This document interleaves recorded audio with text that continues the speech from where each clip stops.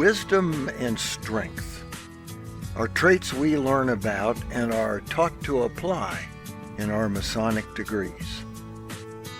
When we think of brothers having these characteristics, we usually infer their positive aspects.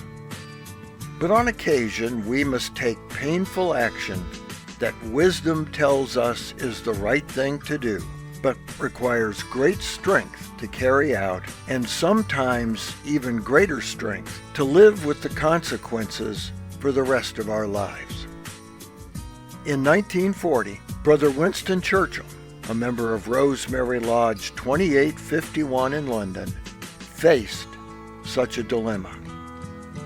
It is difficult to think of Winston Churchill, considered to be one of World War II's great leaders, as a green and untested prime minister. But that is exactly what he was on May 10th, 1940, the day he took office. He didn't have to wait long for that first test, however. On the same day, Nazi Germany invaded Belgium, Holland, and France.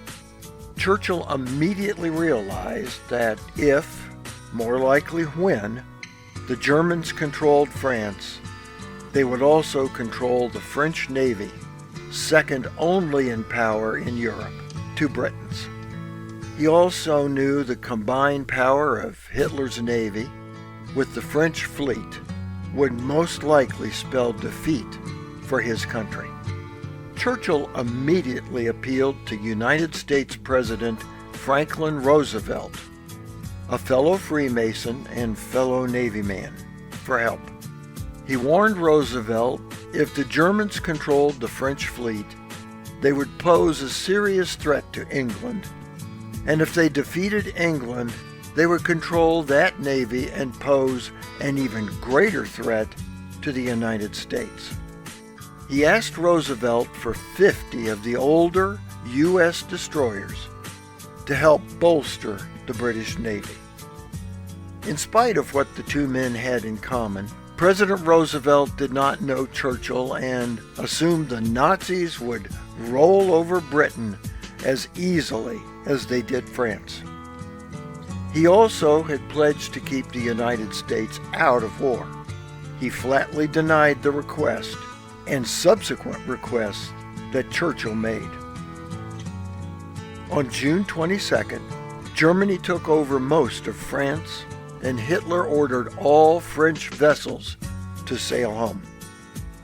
Although François Darlan, commander of the French Navy, had vowed he would scuttle every ship in the event of a takeover, Churchill did not trust him and feared the Nazis' control of the French Navy was imminent.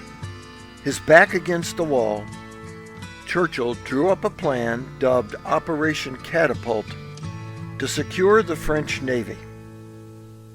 Churchill sent a fleet of ships to offer the French three options.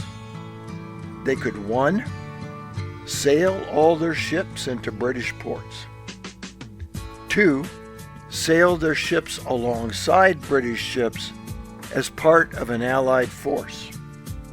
Or 3, send their entire navy to the West Indies or United States.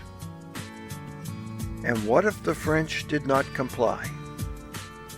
Churchill knew he would have to make the most agonizing decision of his life to launch a military attack on a country that was England's ally and friend.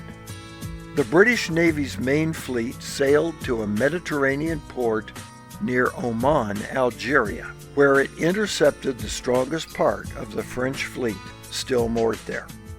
British Admiral James Somerville issued orders to mine the port to prevent escape and dispatched Captain Cedric Holland to board the French destroyer Dunkirk to deliver Churchill's ultimatum to French Admiral Marcel Bruno Gensoul.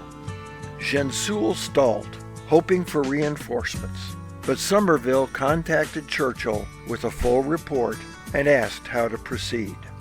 Churchill's reply was ominous and direct. He simply said, "Settle matters." The French were sitting ducks.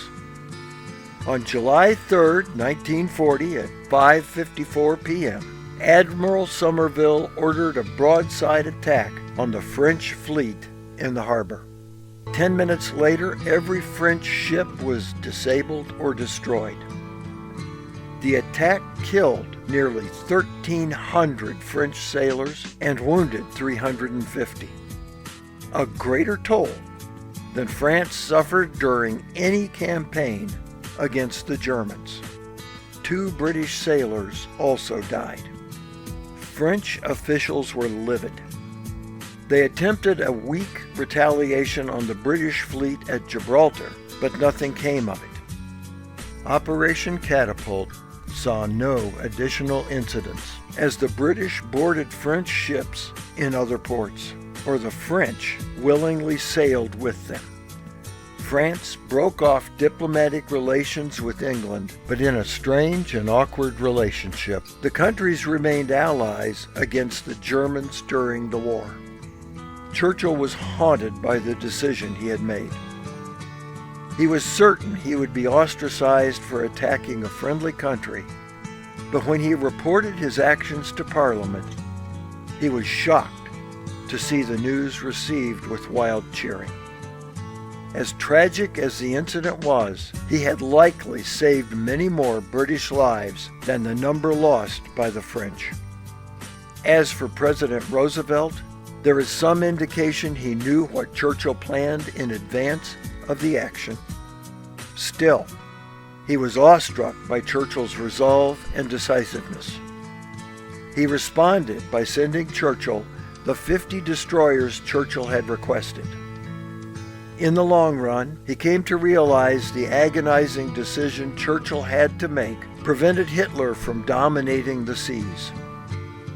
It isn't an exaggeration to conclude Operation Catapult ultimately was a major factor in the Allied victory in World War II.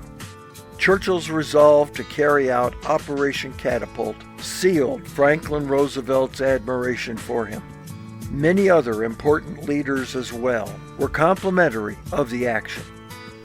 As for Churchill himself, he wrote, "This was the most hateful decision, the most unnatural and painful in which I have ever been connected.